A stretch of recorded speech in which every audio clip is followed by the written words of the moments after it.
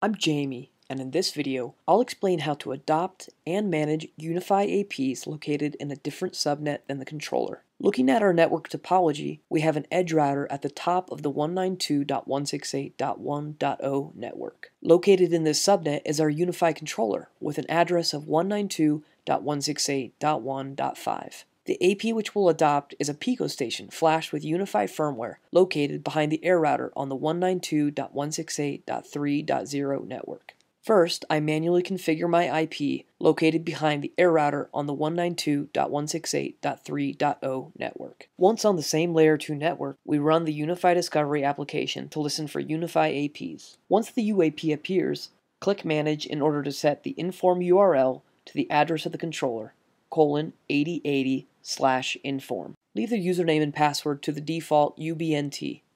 Hit Apply, then access the UniFi controller page. Once into the controller, we see that the Pico station is pending approval for adoption.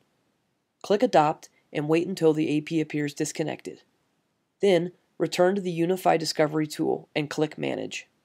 You'll need to set the inform URL one last time in order for the adoption to successfully complete. After returning to the controller, we see that the once disconnected AP has successfully adopted and is beginning to provision. After it connects, the AP is online and ready to go. Thank you for watching this video.